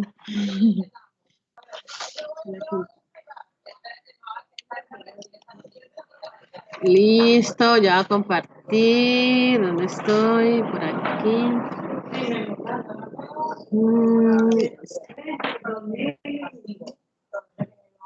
Ya. Ya listo. Bueno. El decreto 2684 del 28 de diciembre del 2012, ¿cierto? Ese me toca a mí. Sé que estoy abriendo un trabajo. Listo. El decreto 2784 del 28 de diciembre, pues es el que reglamenta la ley 1314 del 2009, donde se implementa el marco técnico normativo de los preparadores de información financiera a los del grupo 1. Dice que la ley 1314 tiene como objetivo la conformación de un sistema único y homogéneo de alta calidad, comprensible. A ver, ay, no vaya a hacer nada. Comprensible y de forzosa observancia de normas de contabilidad, información financiera y aseguramiento de la información. El decreto 2784 pues es como la implementación de las normas de información financiera, las NIF. Dice que los ministros de Hacienda y Comercio, Industria y Comercio, ellos fueron los que regularon que hicieron la observación, el procedimiento establecido en el artículo 7 de la ley 1314, que es donde proceden a expedir las normas de información financiera. El decreto 2784 consta de 3 artículos. Uno, pues, es el ámbito de aplicación, que es donde dice quiénes son las personas, las empresas conformadas en el grupo 1. Esos son los emisores de valores, las entidades de interés público y las entidades que no estén en los incisos anteriores y que cumplan con algunos parámetros. Por ejemplo, las entidades que tengan activos totales o superiores a 30.000 salarios mínimos legales mensuales vigentes, o que la planta cuente con 200 trabajadores, que no sean emisores de valores ni entidades de interés público como los bancos, ¿no? Y que cumplan además con unas con otros requisitos, que sea subordinada, que sea de una compañía extranjera, que sea matriz de una compañía nacional que deba aplicar NIF o realizar importaciones o exportaciones que representen más del 50% de las compras, gastos y costos, o ser matriz asociada o negocio conjunto de una o más entidades extranjeras que apliquen la NIF.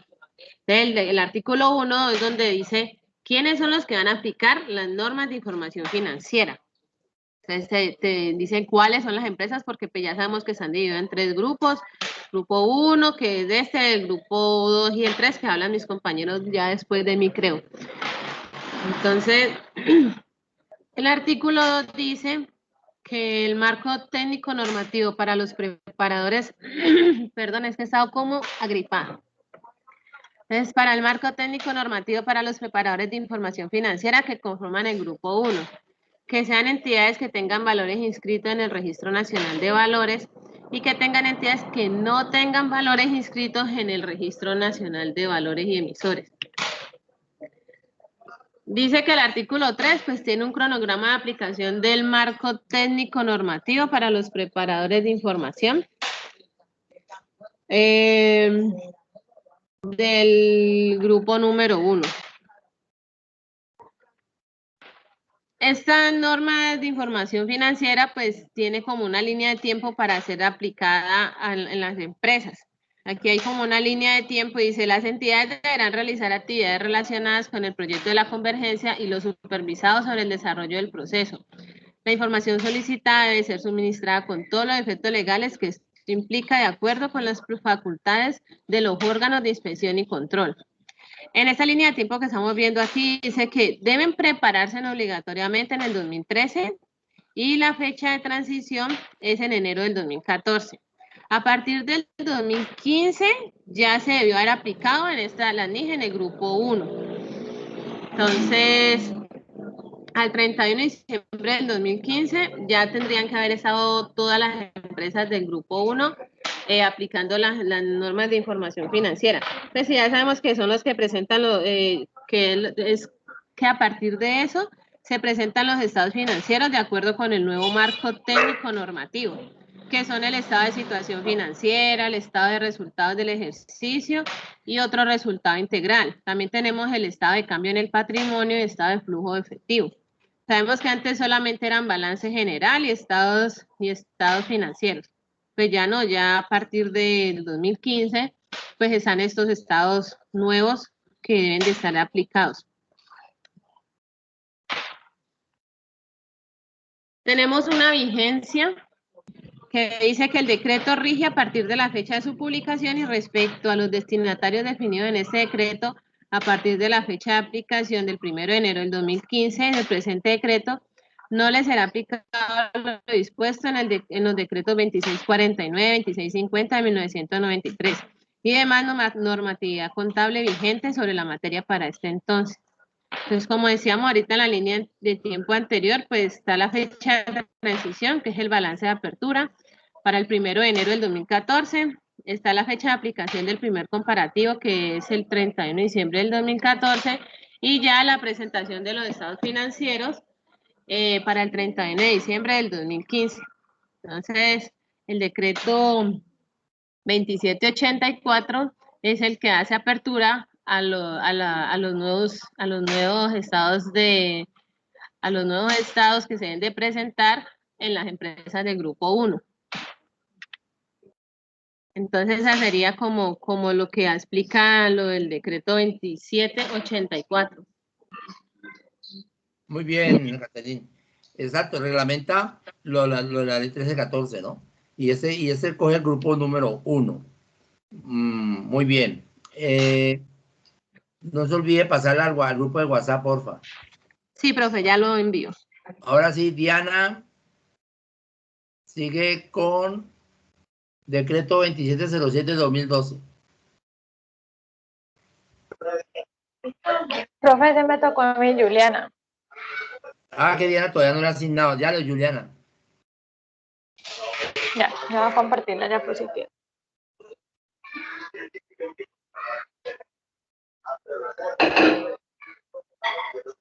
Muy buenas esas exposiciones, interesante, ¿no? Creo que ha sido enriquecedor y ustedes se van a llevar esas diapositivas, imprímelas todas y aníllelas y ténganlas allí porque de verdad que están muy bien hechas.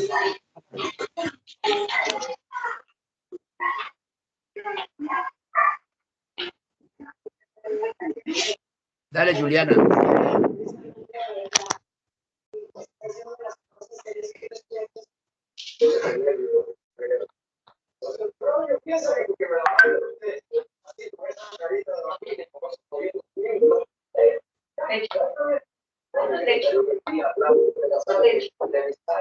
Juliana.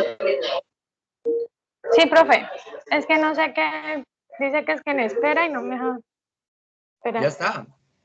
Ya, listo. Entonces, a mí me tocó el decreto 2706 del 2012, que es la NI Grupo 3. ¿Qué es la NI? Son todos aquellos estándares que se tienen para la prestación de estados contables o demás requisitos para...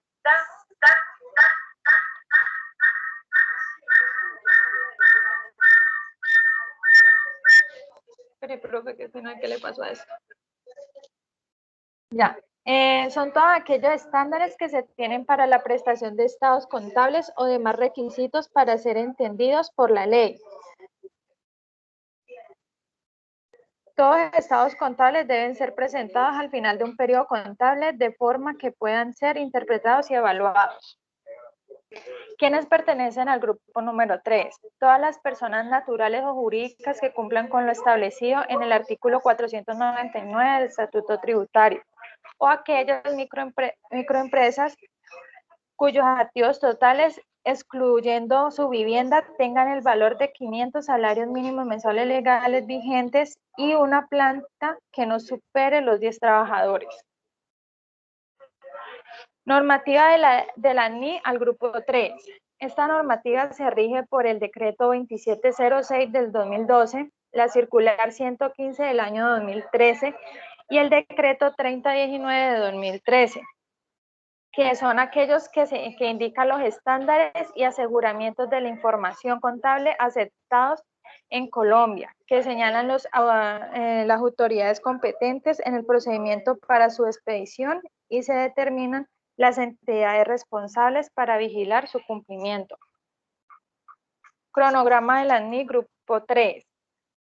Aunque la NI es un proceso contable que ya fue ejecutado en Colombia, se tienen diferentes aspectos a tener en cuenta como sus estados contables, los cuales deben ser presentados en las fechas que están en las fechas que están ahí aquí en la diapositiva.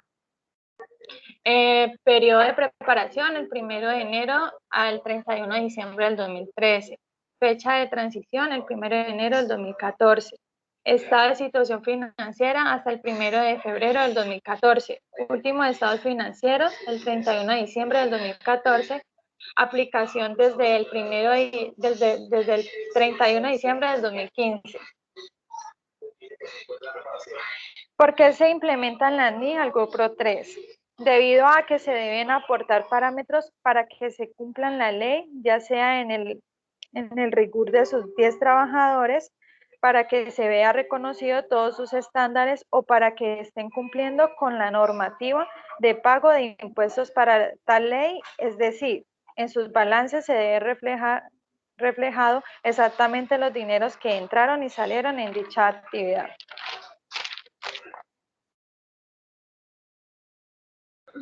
¿Cómo se debe representar un activo? Para la NI, especialmente el grupo 3, se tiene varios cambios en el estado financiero y lo reglamentado. Esto quiere decir que el balance general se tiene las siguientes modificaciones, que el disponible es el cambio por el efectivo y equivalentes en efectivo. Los deudores se vuelven las cuentas por cobrar.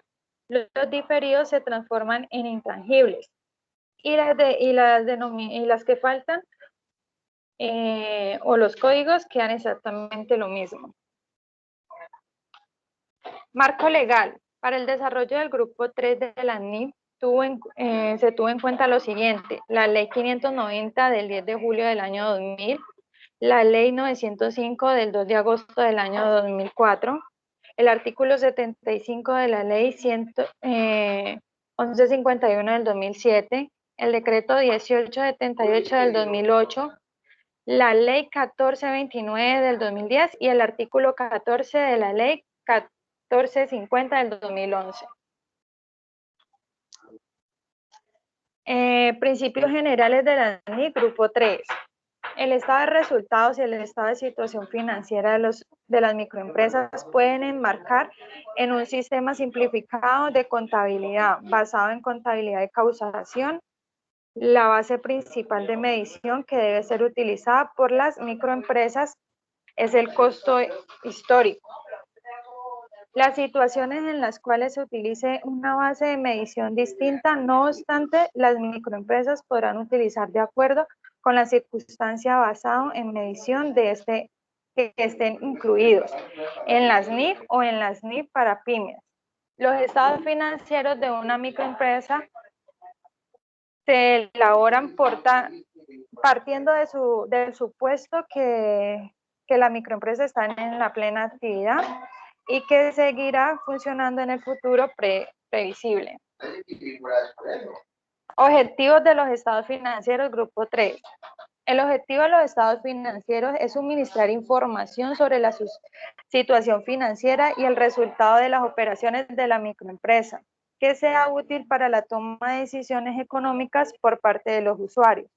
Por lo siguiente, los estados financieros están concebidos para reflejar las necesidades de los usuarios, entendiendo que los principales usuarios de los estados financieros de las microempresas suelen ser los propietarios, directores, las entidades financieras, los acreedores y el gobierno nacional y sus organismos, entre otros. Otro de sus objetivos es dar cuenta a la gestión de la administración. Normas NIF. Estándar para microempresas. Bajo los estándares internacionales, las inversiones posibilitan a las microempresas el control sobre sus beneficios e ingresos provenientes generalmente de una deuda o patrimonio. Es necesario revisar antes de lineamientos incluidos en el párrafo 2, 10 y 9, el cual menciona que toda partida que cumpla con la definición de activos, pasivos, ingresos o gastos que puedan generar beneficios económicos a futuros asociados con la entrada o salida de dinero, debe ser reconocida en los estados financieros. Las inversiones se miden al costo histórico, el cual el monto original consumido u obtenido al monto en el que se realiza el hecho económico y debe medirse al fin del periodo.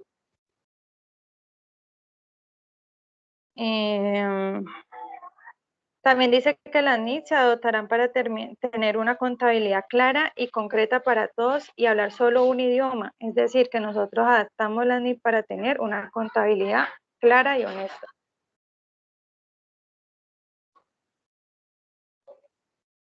Listo, muy bien, gracias. Ahí ya miramos entonces el grupo número 3.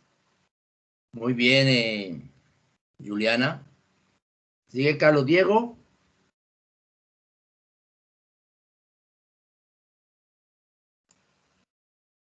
Con el decreto 3022, que nos va a hablar del grupo 2.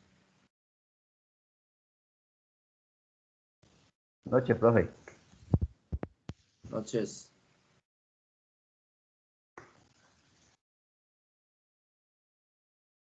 ¿Allí lo están viendo? Ya. Bueno, el decreto 3022 del 2013 son las normas informativas financieras para el grupo número 2. Dice que el artículo número 1, el límite de la aplicación, el decreto será aplicable a los presentadores de información financiera que conforman el grupo 2 detallado a continuación. Entidades que no cumplan con los requisitos del artículo número 1 del decreto 2784 del 2012 y sus modificaciones o adiciones ni con los requisitos del capítulo del marco técnico normativo de información financiera anexo 2706 del 2012. Los portafolios de los terceros administrativos son las sociedades comisionistas de bolsa de valores, los negocios financieros y cualquier otro vehículo de propósito especial. El decreto 2784, por la otra compañera Caterina lo dijo. Dice que este artículo es por el cual se reglamenta la ley 1314 del 2009 sobre el marco técnico normativo para los preparadores de información financiera del grupo número 1, que mediante la ley 1314 se regulan los principios y normas de contabilidad de la información financiera y de aseguramiento de información estable en Colombia. Señala las autoridades competentes el procedimiento para la expedición y se determina la entidad responsable para vigilar su comportamiento. Dice que la ley 13 tiene como objetivo la conformación del sistema único homogéneo de alta calidad, comprensible y de forzosa conservación de normas de contabilidad de información financiera que aseguramiento de la información. Bueno, aquí dice el marco número 2, que el técnico normativo para los preparadores de información financiera del grupo número 2. Decreto del 2267 del 2014, que establece un régimen normativo para los preparadores de información financiera que conforman el grupo número 2, quienes deberán aplicar el marco regulatorio dispuesto en el anexo que se hace parte integral de este decreto, para los estados financieros individuales separados y consolidados y combinados. Se considera estados financieros individuales aquellos que cumplan requerimientos en las sesiones 3 a las 7 de la NIT, que también otra compañera también la leyó, para las PAINS.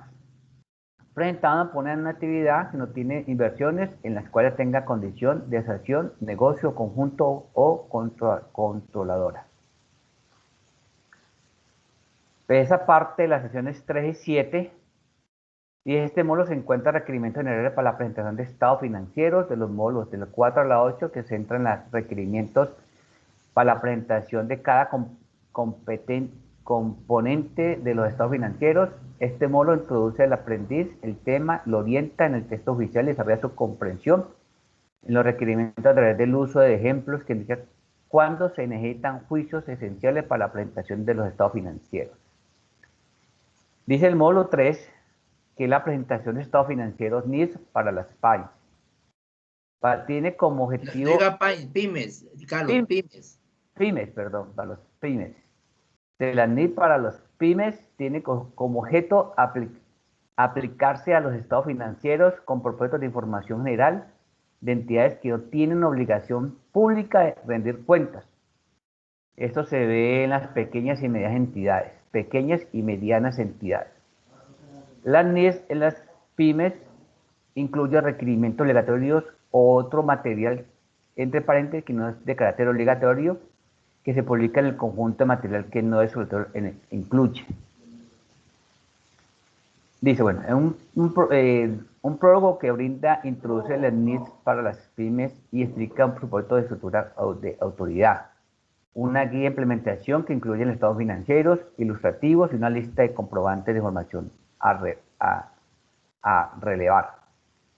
Los fundamentos de las conclusiones que resumen las principales consideraciones que tuvo en cuenta el AIS para llegar a las conclusiones en NID y las pymes.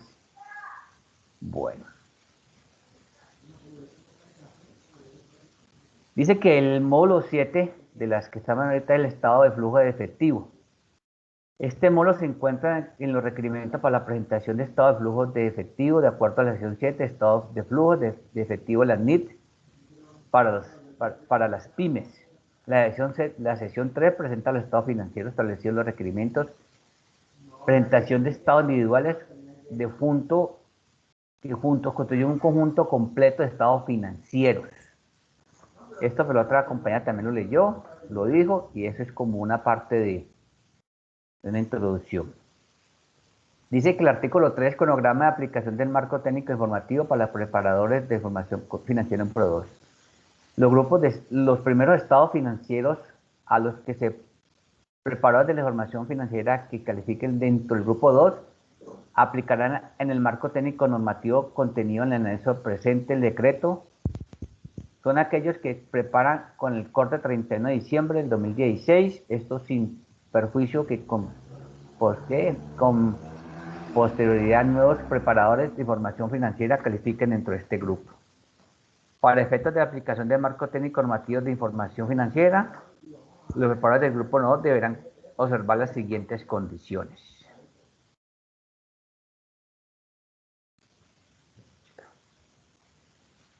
El periodo de preparación obligatoria se refiere al tiempo durante el cual las entidades deberán realizar actividades relacionadas con el proyecto de convergencia y en el que los supervisores podrán solicitar información a los supervisados sobre el desarrollo del proceso, tratando para la preparación obligatoria y la información solicitada debe ser suministrada para todos los efectos legales que esto implique, de un acuerdo en las facultades de los órganos de inspección y control y vigilancia en el periodo de preparación obligatorias que se llevan en un tiempo. Fecha de transición. En el inicio del ejercicio anterior a la aplicación por primera vez del nuevo marco técnico normativo de información financiera, momento a partir del cual deberá iniciarse la construcción del primer año informativo financiera de acuerdo con el nuevo marco técnico normativo que servirá como base en la preparación de estados financieros comparativos, en este caso en la aplicación del nuevo marco técnico operativo en el corte del 31 de diciembre, pues como la fecha, ¿no? Que se da en el momentico, lo que se mostraba en los estados financieros.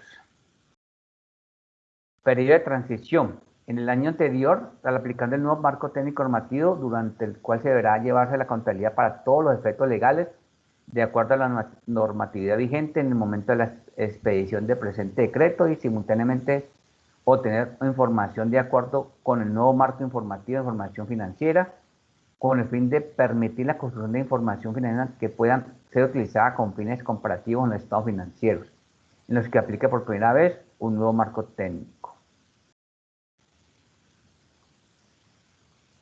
Y los últimos estados financieros conforman los decretos 2649, 2650 de 1993 y las demás normas vigentes.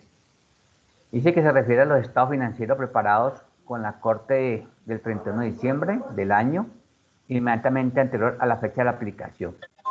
Para todos los efectos legales, esta preparación será de acuerdo a los decretos 2649, 2650 de 1993 y la norma que las modifique o la adicionen y las demás normativas contables vigentes sobre la materia para que es entonces, en caso de aplicar se aplicará el nuevo marco técnico normativo en la corte del 31 de diciembre, la fecha que será del año anterior.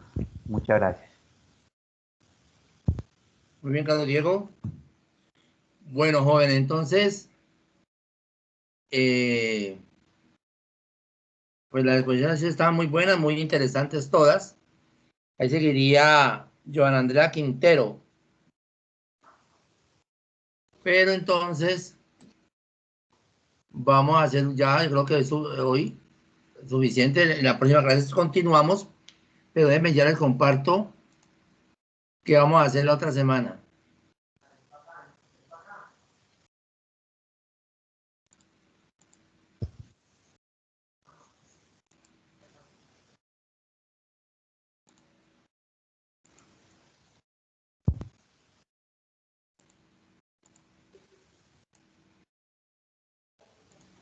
Bueno, aquí tenemos entonces, pues vamos por la próxima clase seguiría el decreto 2420, 2015, después el 2496 y unos que agregué más allí, ¿no? Falta Diana para que me escriba qué pongo, qué tema le coloco. Entonces, mire, si analizamos el módulo, continuamos en la página 22, normativa contable, y prácticamente vuelve y toca todos los artículos y todos los decretos y leyes que hemos visto hasta ahora. ¿Sí? Vuelve y los toma. Aquí hay unos que voy a mirar para dar los otros trabajos, pero están casi las mismas que hemos visto. Entonces, contándole una arriba está muy puntual, aquí le están dando ya otra pauta más clara. Entonces, ¿qué vamos a hacer? Vamos a empezar en la página 26. Apunten ahí, página 26. Donde vamos a investigar sobre la misión Kemmerer. Esta misión es muy interesante y yo sé que Durante la carrera lo van a volver a ver. Es muy repetitiva. Espérate que hay que... En la misión Kemmerer van a preparar, entonces, todo ya, ahora sí volvemos a hacer el panel, ¿no? No es posición que todos vamos a hablar. Entonces arrancamos de la página 26, misión Kemmerer. Importantísimo que investiguen bien por qué se hizo, qué se logró con esa misión. Pero ahí está el Walter Kemmerer, quien la lideró. Importantísimo porque eso marcó una pauta en Colombia, en la parte de fiscalización. Ahí le adelante un poquitico, se crea el Banco de la República, bueno, etcétera. Entonces, ahí van a tener mucha tela de qué cortar en la misión Kemmerer. Vamos a mirar la técnica contable, planes únicos de cuenta en Colombia. Mire que no solamente no tenemos un solo PUC. Nosotros conocemos el 2650, que es para comerciantes, que son el catálogo de cuenta o el PUC, ¿no? Los códigos. Pero mire que hay más PUC. PUC para el sector financiero, PUC para el sector asegurador, PUC para las sociedades administradoras de fondos de pensiones y cesantías, PUC para las sociedades administradoras de fondos de pensiones, PUC para fondos de reservas. Entonces vamos a mirar, a investigar esos PUC. Mire, PUC para entidad vigilada por la Superintendencia de Valores, PUC para el Banco de la República, PUC para las entidades titularizadoras. Bueno. Y ahí vamos. La taxonomía, pues ya Carlos Diego nos explicó, eso no lo vamos a mirar. Démoslo hasta ahí, démoslo entonces hasta la página 33. Porque hay mucho de qué hablar ahí, 26 a la 33. ¿Listo?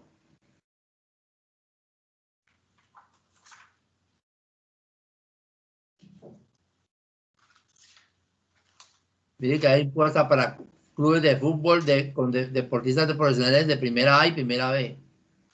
Bueno, entonces, hasta ahí. De introducción terminamos los que le faltan por exponer y abrimos el panel de los temas de la página 26 a la 33. ¿Listo? Señor. Bueno, entonces creo que como conclusión, creo que ustedes ya no se imaginaban que había tanta regulación, ¿no? Tantas normas y tantas leyes que están detrás de nuestra carrera como contadores públicos. ¿Se lo imaginaban? Tiene No, mucha ley. profe, por una medio de la ignorancia siempre piensa que toda ley y todas cosas es para los abogados. Imagínate. No, es que hay muchos abogados que se vuelven contadores y muchos contadores se vuelven abogados porque son muy afines. Hay que saber de muchas leyes y saber de la hermenéutica jurídica. Bueno, joven, entonces que pasen una feliz noche. Nos vemos dentro de 8 días a las 7 de la noche. Gracias, profe. Ok, profe, gracias. Bueno, profe, Feliz gracias. noche, hasta luego. noche. Hasta luego. Buenas noches, profe. Buenas noches. Gracias, profe.